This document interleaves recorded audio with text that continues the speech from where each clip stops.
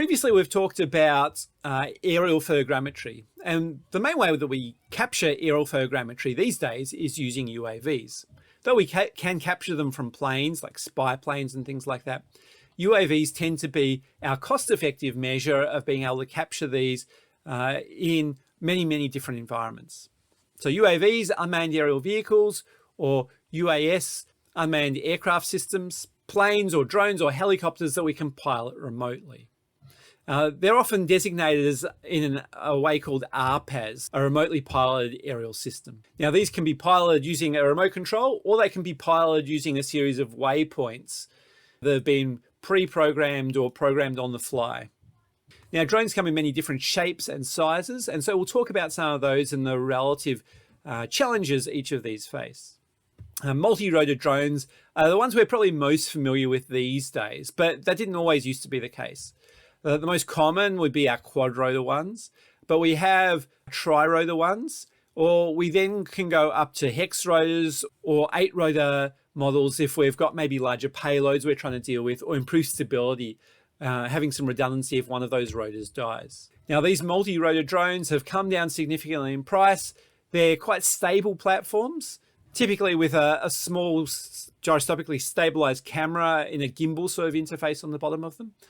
And they're very easy to learn how to pilot. One of the nice things about these newer ones is that if you take your hands off the controls, they just hover in the air and don't move around so much. So it makes them very easy to pilot, particularly even for a beginner.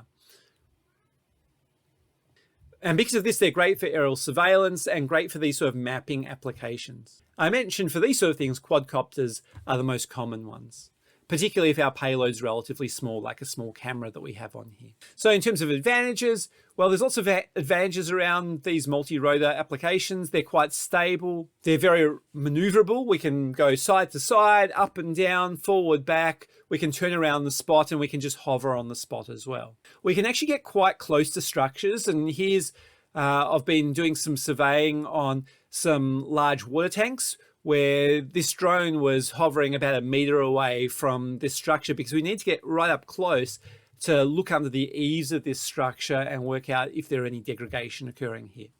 These can carry decent payloads and get us in the sky really quickly, and they don't require long runways or anything to operate in. Having said that, the flight time with these, with 4 or 6 or 8 electric motors typically in these, is quite small.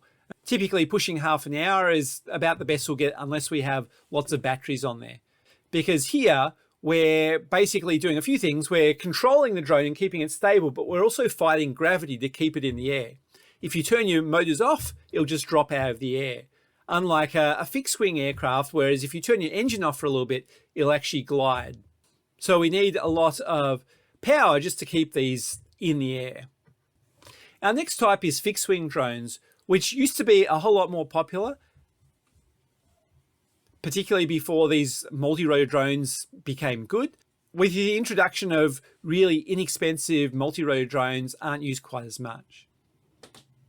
Having said that, they are quite energy efficient because here we're not using a whole lot of power just to keep it in the air. We use lift that's generated as air flows over our wings to keep it in the air. And our motor keeps it moving in a forward direction. So these can typically be faster, but they require space for takeoff and landing.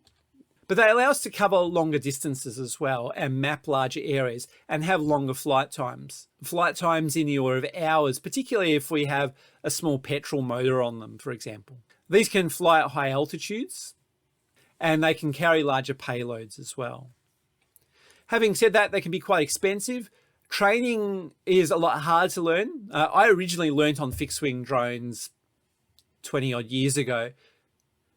And when I moved to quad-rotor drones or multi-rotor drones, I found multi-rotor drones really easy because at any point you can just stop and it will just hover for you. Whereas a fixed-wing drone, it's always moving and you always need to direct where it's moving and be looking ahead of where it's going. In many cases, we'll need a launcher to put them in the air. Some of them can be hand launched, thrown from the ground, or take off from the ground. Another option is single-rotor drones. Instead of a multi-rotor drone where we've got 4 rotors or 6 motors or something like that, here we just basically have one. Basically like a helicopter, and that one rotor is a big spinning rotor like a helicopter that keeps it in the air, and we might have a rotor at the back to allow it to turn around and rotate. We have multiple advantages and disadvantages around these. One of the advantages is around our efficiency. Rather than running 4 motors, we're running 1 and a smaller motor at the back to allow it to yaw around and hold its heading in a position. These can also be powered with fuel rather than battery powered that our quad-rotor drones are normally powered in.